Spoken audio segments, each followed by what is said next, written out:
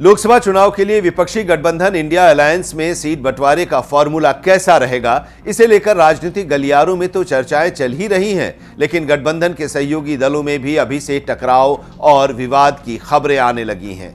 महाराष्ट्र में खुलकर यह लड़ाई सोशल मीडिया प्लेटफॉर्म पर दिखने लगी है। उद्धव गुट की शिवसेना और कांग्रेस नेता आपस में भिड़ गए हैं।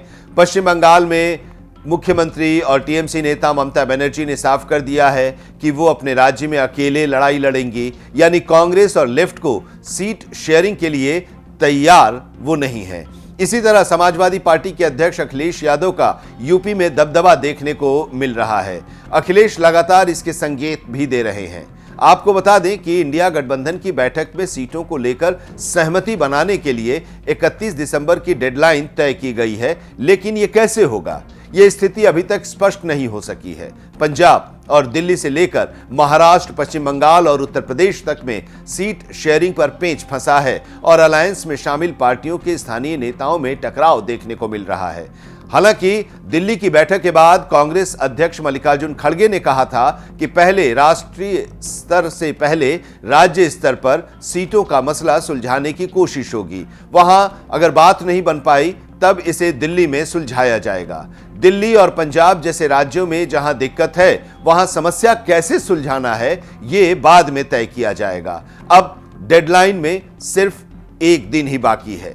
सबसे पहले बात महाराष्ट्र की करते हैं। यहां इस बात को लेकर चर्चा है कि महाविकास अघाड़ी में शामिल दल कांग्रेस, उद्धव गुट की शिवसेना और एनसीपी में सीटों का बंटवारा कैसे होगा। राज्य में कुल 48 लोकसभा सीटें हैं। उद्धव ठाकरे गुट की तरफ से 23 सीटों की मांग की जा रही है। इसकी सूची तैयार कर ली गई है। हालांकि अलायंस में शामिल कांग्रेस इसके लिए तैयार नहीं है। अलायंस में प्रकाश अंबेडकर की पार्टी भी आएगी।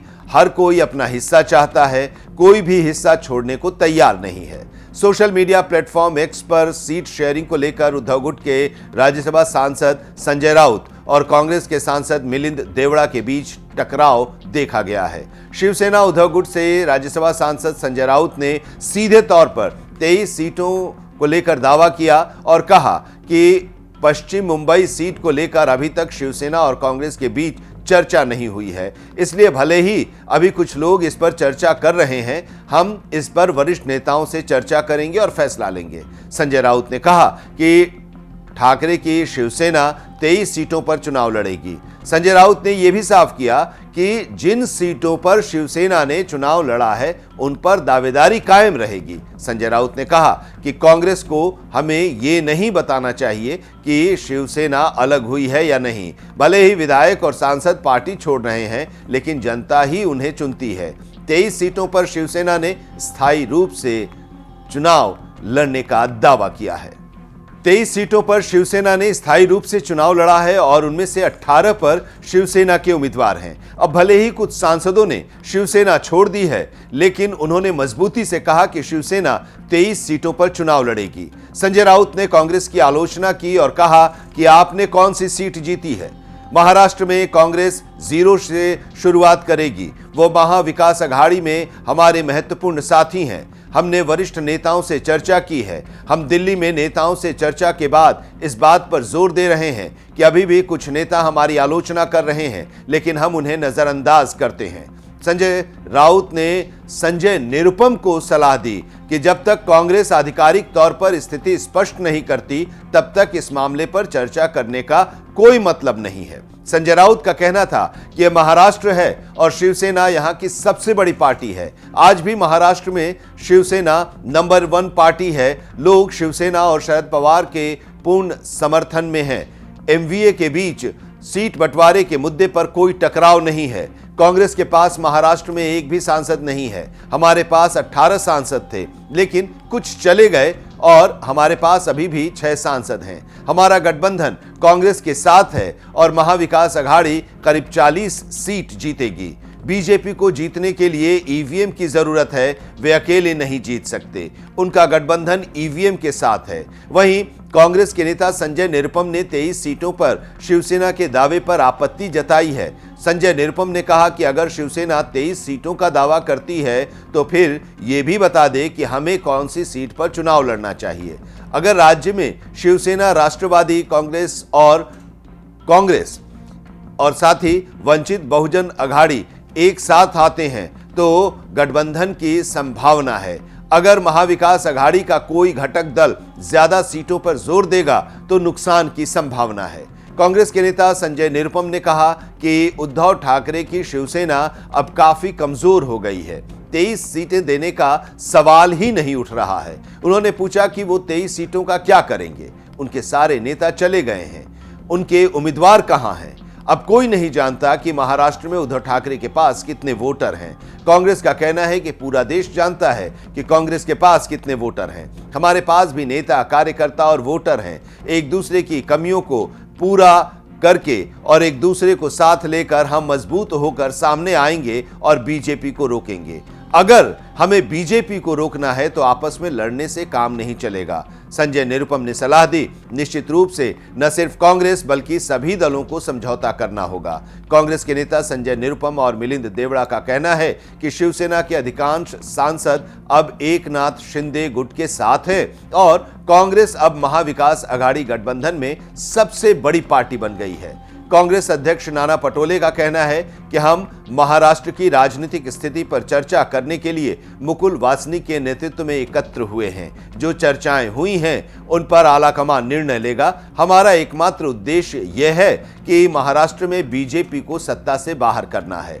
सीटों का बंटवारा योग्यता के आधार पर होगा। महाराष्ट्र के एआईसीसी प्रभारी रमेश चेन्नीथला का कहना है कि ये राज्य के नेताओं और गठित कमेटी के साथ सिर्फ शुरुआती चर्चा है। नागपुर से हमारी रैली ने चुनाव के लिए स्पष्ट आह्वान कर दिया है। वहीं महाराष्ट्र कांग्रेस के नेताओं की बैठक के बाद पूर्व केंद्रीय मंत्री सलमान खुर्शीद का कहना है कि हम सिर्फ स्थिति को समझने की कोशिश कर रहे हैं। जो लोग बैठक में आए थे उन्होंने अपने क्षेत्रों में पार्टी की स्थिति के बारे में चर्चा की। अगले साल लोकसभा का चुनाव है, यानी कुछ महीने का समय ही अब बचा है। इससे पहले ममता बनर्जी ने बंगाल में अकेले चुनाव में उतरने की इच्छा जताई थी। ममता बनर्जी ने कहा था कि इंडिया अलायंस पूरे देश में होगा, बंगाल में टीएमसी लड़ेगी और बीजेपी को हराएगी। बंगाल में केवल टीएमसी ही बीजेपी को सबक सिखा सकती है, कोई अन्य पार्टी नहीं। वे उत्तर 24 परगना में एक सभा को संबोधित कर रही थी। ममता के इस बयान से साफ है कि वो ज्यादा समझौता करने के मूड में नहीं है। ममता का बयान भी बताता है कि वो लेफ्ट और कांग्रेस को स्पष्ट संकेत दे रही हैं कि बंगाल में उनका जनाधार नहीं है। चुनावी लड़ाई सिर्फ टीएमसी और बीजेपी के बीच होगी। हालांकि तृणमूल कांग्रेस सुप्रीमो ने कहा कि इंडिया अलायंस देश भर में सभी सीटों पर चुनाव लड़ेगा। तृणमूल कांग्रेस के नेता कुणाल घोष ने पश्चिम बंगाल में वाम दलों पर तंज कसा और विपक्षी गुट इंडिया और सीट बंटवारे के मामले पर भी बात कही। उन्होंने मीडिया से बातचीत में कहा कि राज्य में वाम दल अपना आधार खो चुके हैं, यहां कोई लेफ्ट नहीं है। टीएमसी के साथ बैठने की औकात भी लेफ्ट के लोगों की नहीं है।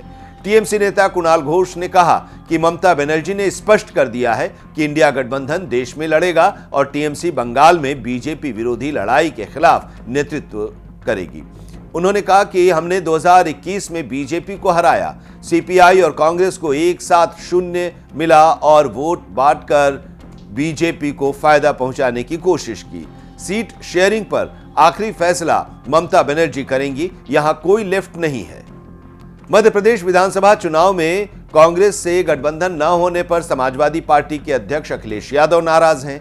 अखिलेश अलायंस में यूपी की कमान खुद अपने हाथों में रखना चाहते हैं। उन्होंने मध्य प्रदेश में यहां तक स्पष्ट कर दिया था कि अगर कांग्रेस उन्हें सीटें देने को तैयार नहीं तो यूपी में सपा बड़े भाई की भूमिका में है। हालांकि बाद में अखिलेश दिल्ली की बैठक में गए और अपनी बात रखी। जानकार कहते हैं कि बैठक में समाजवादी पार्टी के अध्यक्ष अखिलेश यादव यूपी में अपनी पार्टी और गठबंधन में शामिल अन्य दलों के लिए सीटों का फॉर्मूला लेकर आए। उनका कहना है कि अलायंस में शामिल पार्टियां अपनी ताकत और हैसियत के हिसाब से उत्तर प्रदेश में सीट ले, ना कि सिर्फ अपना नंबर बढ़ाने के लिए सीट मांगे।